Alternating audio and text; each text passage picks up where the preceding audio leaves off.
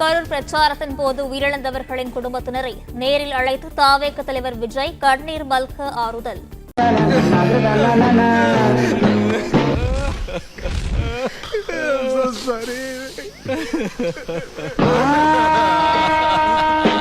என்னடா அவார்டா கொடுக்குறாங்க, இப்படி ஆக்ட் பண்றியா?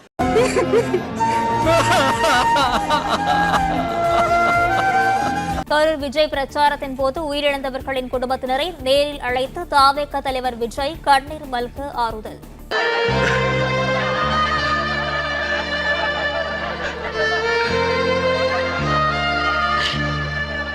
மாமல்லபுரத்தில் நட்சத்திர விடுதியில் விஜய் ஆறுதல் கூறும் நிகழ்வு தொடங்கியிருக்கிறது.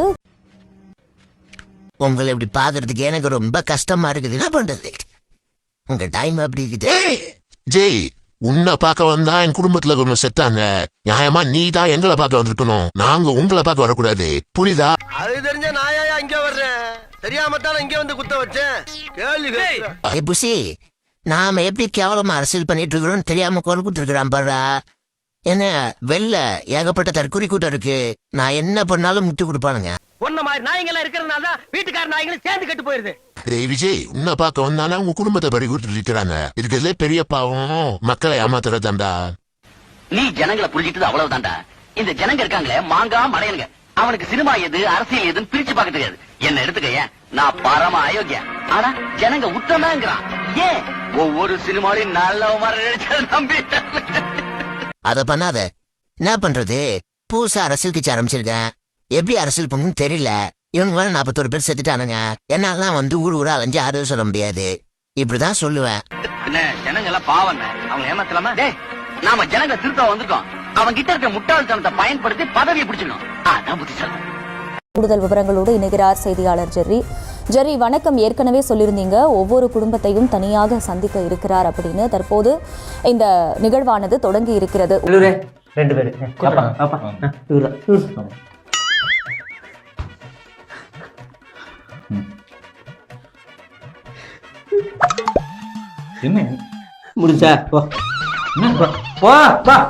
அதாவது பாதிக்கப்பட்ட குடும்பங்களை அவங்க வீட்டுல போய் பாக்குறது தான் முறை. அத பண்ணாம அவங்கள கரூருக்கு வர வச்சு அதுலயும் பாதிக்கப்பட்ட ஒருத்தனோட தந்தைய நீங்க அவனோட தந்தை தானே நிரூபிங்கன்னு சொல்லி ஆதார் கார்டு இறப்பு சான்றிதழ்லாம் கேட்டு சரி பார்த்துட்டு உள்ள விட்டுருக்கீங்களே. நீங்க எல்லாம் மனுஷங்க தானா? இல்ல உங்களுக்கு எல்லாம் கொஞ்சமாச்சும் மனிதாபிமானமோ இறக்கமோ இல்ல கொஞ்சம் கூட உங்களுக்குலாம் வந்து ஒரு மனிதத்தன்மையா இருக்குதா? இந்த உலகத்திலேயே ஆக கேவலமான ஒரு அரசியல்வாதினா அது விஜய் தான். கரூர்ல நடந்த அந்த கொடுந்துயரம் நடந்து 30 நாள் ஆச்சு. விஜய் இன்னும் கரூர் பக்கம் எட்டியே பார்க்கல. தன்னோட படங்கள் ஓடலனா கூட 3வது நாளே வந்து வெற்றி விழா கொண்டாடுவாரு விஜய். ஆனா இந்த கரூர் சம்பவத்துல மட்டும் 30 நாள் ஆகியும் வீட்டை விட்டு வெளியே வரல. கரூர்ல சம்பவம் நடந்த அன்னைக்கு அவசரமா திருச்சி வந்து அப்புறம் பிரைவேட் ஜெட்ல சென்னைக்கு பறந்துட்டாரு விஜய். விஜயோ ஏர்போர்ட்ல மீடியாவை கூட பார்க்காம பயந்து ஓடிட்டாரு. ஏன் மக்களை சந்திக்கல, ஏன் வெளியே வரலன்னு கேட்டா வித்தியாசமான முட்டு கொடுத்தாங்க அந்த தற்கொலை அனில்ஸ். என்னையா இது, ரஜினி கமல் அஜித் விடவா விஜய்க்கு பெரிய கூட்டம் வந்துட போகுது? அரசியல்ல அப்பேற்பட்ட எம்ஜிஆரே ஒரு பிரச்சனைனா களத்துல வந்து மக்களை சந்திச்சாரு. முதல்ல ஆதவ என்ன சொன்னாரு, 16வது நாள் காரியம் முடிஞ்சதும் விஜய் கரூர் போயிட்டு மக்களை பாப்பாருன்னு சொன்னாரு. இப்ப 30 நாள் ஆகி போச்சு. 16 நாள் காரியம் முடிஞ்ச உடனே மத்தத பேசுவோம். இது எல்லாத்தையும் விட இன்னொரு மொக்க பைய கிளப்பி விட்டானுங்க அனில்ஸ். விஜய் கரூர் வர போலீஸ் அனுமதி தரலன்னு. இப்ப கூட பாதிக்கப்பட்ட மக்களை பனையூருக்கு வர சொல்லியிருக்காரு இந்த பனையூர் பண்ணையாரு. விஜய பார்க்க வந்து அப்பாவி கட்சி தொண்டர்கள் செத்து போயிருக்காங்க, இறந்தவங்களையும் பார்க்க வரல. அவங்க குடும்பத்தையும் கூட கரூர் போய் பார்க்கலனா தலைமை பண்போ தலைவனாகிற தகுதியோ கொஞ்சம் கூட தற்கொலை விஜய்க்கு இல்லங்கிறது தான் இதன் மூலமா திரும்ப நிரூபணமாகுது. சும்மா கொள்கையே இல்லாம பனையூர்ல உட்கார்ந்துட்டு இருந்தா மட்டும் பத்தாது, களத்துக்கும் வரணும் ப்ரோ. நம்ம வீட்டுக்குள்ள பயந்துட்டு உட்கார்ந்து இருக்காருங்கிறீங்க, அவரை பத்தி என்ன தெரியும் உங்களுக்கு? டேய் மடையா, விஷயத்த சொல்லு. உனக்கு விழா எடுக்கிறதா இல்ல விளக்கு மாத்தாலே துரத்தி அடிக்கிறதான்னு நான் சொல்றேன்டா. முத்துப்பண்டியோட ஆட்கள் கிட்டத்தட்ட ஒரு 10 லாரியில 25,000 ரூபாய் எடுத்துட்டு வெட்ட வந்தாங்க. ஆத்தாடியா, கில்லி மாதிரி இன்னொரு என் தலைவர் ஆத்தாடியா, அவரை காப்பாத்திக்க எது வேணாலும் செய்வாரு. நம்பி வந்த தனலட்சுமி கழுத்திலே கத்திய வச்சு எஸ்கேப் ஆனாரா இல்லையா? ஆத்தாடியா, அவரை போய் பயந்துட்டு இருக்காரு. 2026ல அவரு தான் சிஎம். ஆத்தாடியா, தனலட்சுமி தான் ஃபினான்ஸ் மினிஸ்டர். ஆத்தாடியா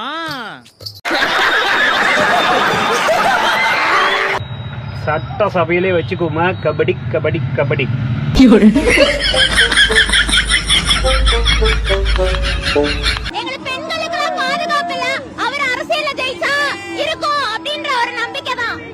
உங்க தலைவர் பத்தி எங்களுக்கு தெரியாதா? போன போராட்டத்தப்ப என்ன ஆச்சு? தொண்டை எல்லாம் லத்தி சார்ஜ்ல மாட்டி விட்டு தலைவர் போட்டாரு குழு குழு ஊட்டி. அப்புறம் எப்படி வந்து எல்லா எலெக்ஷன்லயும் ஒண்ணு உதயசூரியன் ரெட்டல தான் ஜெயிக்குது. ஒரு வருஷம் மக்கள் இவரை ஜெயிக்க வச்சு பார்க்கலாம், என்ன மாற்றம் தெரியுதுன்னு தெரியும்ல. இந்த காசு ஜனங்களுக்கு என்னங்க செய்யும்? ஒண்ணும் செய்யாது, தந்தா மட்டும் வாங்கும். எங்க விஜய்க்கு ஒரு வாய்ப்பு கொடுங்க. 2 லாலிபப்பு, இங்க ஒரு நீ சும்பிக்க, இங்க நீ சும்பிக்கனா இப்படி. கண்டிப்பா அதெல்லாம் நாங்க இருக்கோம், அவருக்கு பின்னால அவருக்கு நாங்க நிக்கிறோம்.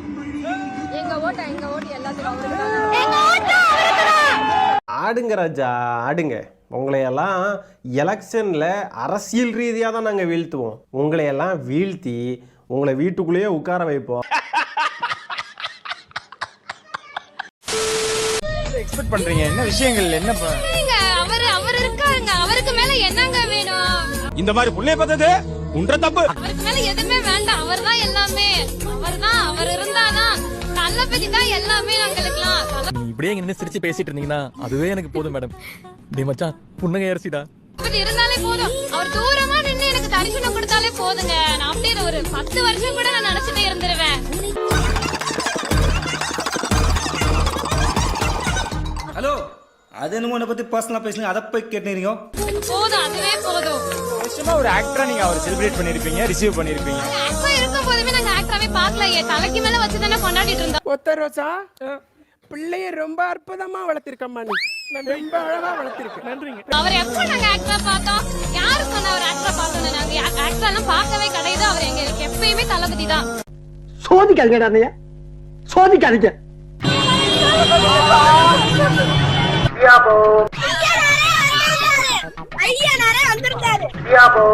எங்களுடைய நோக்கமே அடுத்தவங்களை டார்கெட் பண்ணணும், அடுத்தவங்களை வந்து இழிவா பேசி நாங்க மேல வரணுங்கிற எண்ணம் எங்களுக்கு இல்லைங்க. தலைவர் நிக்கிற வார்டுல விஜய் வந்து என்ன சொல்றாரு கேட்டீங்கன்னா, மன்னர் ஆட்சி நடக்குது, வாரிசு அரசியல் சொல்லி முழுமையாக விமர்சிச்சது திமுக தான். சஞ்சய் அரசியலுக்கு வரமாட்டார்ல, வந்தாலும் விஜய் கட்சியில சேர மாட்டார்ல. அந்த உத்தரவாதம் மட்டும் மக்கள், விஜயனுடைய மகன் அரசியலுக்கு வரக்கூடாது, வந்தாலும் விஜய் கட்சியில சேரக்கூடாது, அது மட்டும் சொல்லுங்க. இப்போ எதுக்கு அது வந்து சொல்லணும்? என்ன வந்துட்டாரா? என்ன கேக்குறேன், வந்துட்டாரா? வர மாட்டார்ல, நான் வந்துட்டாரா? வந்துட்டார்னா நீங்க இருப்பீங்க, போறாரா? இல்ல வந்தா நீங்க இருப்பீங்க. இன்னைக்கு வரைக்கும் என்ன சொல்றீங்க அத சொல்லுங்க சார். நடைமுறையை சொல்லுங்க, நடைமுறையை பத்தி பேசுங்க. நடைமுறை ஏதோ பேசுறதுக்காக பேசிட்டு இருக்காத, நேரத்துக்கு கடத்தாத, நல்ல விவரமா பேசு. அண்ணன் செந்தில் அண்ணன் ஒரு டிவியில பேசுறத நான் பார்த்தேன். ஏன்னா வாரிசு விஜய் கூட்டணி வைக்க முடியாது, ஜி.கே. வாசன் வைக்க முடியாது, கழிச்சு அன்புமணி ராமதாஸ் வைக்க முடியாது. இன்னும் அவங்க எல்லாம் பேர வாரிசு வரல மேடம். நான் சொல்றேன், வாரிசு என்பது எது தொடர்ந்து போகுதுன்னு பாருங்க. ஜி.கே. வாசன் இன்னும் பேரத்து களத்துல வரல, அன்பு ராமதாஸோட பேரன் களத்துல வரல, ஓகே ஜெயக்குமாரோட ராமதாஸ் பேரன கட்சியில சேர்த்தது பெரிய பிரச்சனை. அது வந்து அக்கா புள்ள பேரன் தொடர் போல வரல சார் ஜீன். அது வந்து அக்கா புள்ள பேரன் தொடர் போல வரல சார் ஜீன். சொந்தமா என்ன சொன்னா? அதாவது எங்க அண்ணன் இருக்காருல்ல, எங்க அண்ணன் பொண்டாட்டி இருக்கு பாருங்க, அண்ணி, எங்க அண்ணியோட மாமனார் இருக்காரு பாருங்க, மாமனாருக்கு தங்கச்சி மகன் இருக்கான்ல, மகனோட பெரியப்பா மகனுக்கு 1 விட்டு 1 சித்தப்பா மகன். ஏன் சுப்பு அப்படி பாக்குறீங்க? எங்க முதல்ல சொல்லு. அது வந்து அக்கா புள்ள பேரன் தொடர் போல வரல சார் ஜீன். அது வரலன்னு சொல்றேன். பையன் வழி பேரன் வந்தா பிரச்சனை இல்ல சார்.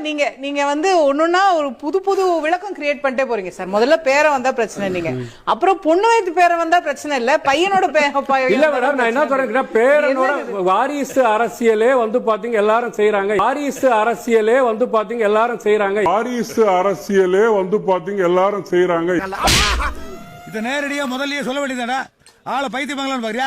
அந்த சீனை ரிமூவ் பண்ணிட்டு, அந்த செக்ஷுவல் சீனை ரிமூவ் பண்ணிட்டு அதை வந்து இந்த பிலிமை வந்து அகைன் அப்லோட் பண்ணுங்க, எல்லா லாங்குவேஜ்லயும் பாத்துருவாங்க. அவ்வளவு பெரிய கேட்டு, அதுக்குள்ள போக முடியாதபடிக்கு அப்பதான் வந்துட்டு போனா யாரும் தெரியாதான் வந்து. ஏன் திமுங்களா எப்படி? அதான் முதல்ல நானும் யோசிக்கிறேன், ஆனா எதுவும் வரமாட்டேன். எது பாலா இல்ல யோசனை. நீ வந்து இனிமேடா சொல்றேன், இனிமே நீ வந்த வச்சுக்க என் வீட்டுக்கு. வா வா வா வா வா, நீ என்ன வேணாலும் பேசு, என்ன வேணாலும் செய், என்ன வேணாலும் சொல்லு. வா ராஜா.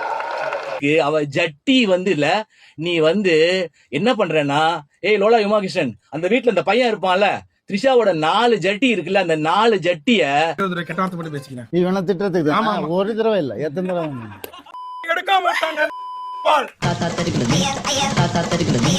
த்ரிஷா நினைப்பு வந்ததுன்னா, குஜய் உனக்கு இனிமே நீ என்ன பண்ற, அந்த பையன் கொடுத்து அனுப்புவான், அந்த கண்ணாடி போட்டிருப்பான்ல த்ரிஷா அசிஸ்டன்ட், அவன்கிட்ட ஒரு 4 ஜட்டி, இத்து போன ஜட்டியை கொடு, நல்ல ஜட்டியை கொடுத்துறாத. பொம்பளை வெறி புடிச்சு போய் தெரிஞ்சுக்கிருக்க நீங்க 90s தானே நீ தெரியுதுடா, பொம்பளை தெரிஞ்சுக்கிருக்க நீங்க பெண்ணு. லோலா யுமாகிருஷ்ணன், இத்து போன உன் பொண்ணு த்ரிஷாவோட 4 ஜட்டியை கொடுத்து, இனிமேடா உனக்கு எப்பெல்லாம் த்ரிஷா நினைப்பு வருதோ, அவ ஜட்டி இருக்குல்ல, அவ ஜட்டிய மாட்டிட்டு தூங்கு. ஏன் பொம்பளை இப்படி அலையற? உன்ன மாதிரி மோசமான ஆளை நான் பார்த்ததே இல்ல. அசிங்கமா இல்ல? கேவலமா இல்ல? ஏன் இப்படி ஃபேமிலி அசிங்கப்படுத்துற? ச்சே. ஓகேவா? வந்த வச்சுக்க, அதையும் மீறி டேய் அந்த பையன் டேய் போடா சொல்றா, வந்து அக்காவோட ஜட்டியை கொடுக்க சொன்னார். அண்ணன் வந்துட்டு இனிமே வந்து அக்கா வீட்டு பக்கம் வரக்கூடாது, வந்தா எங்க அண்ணன் செருப்ப கொண்டு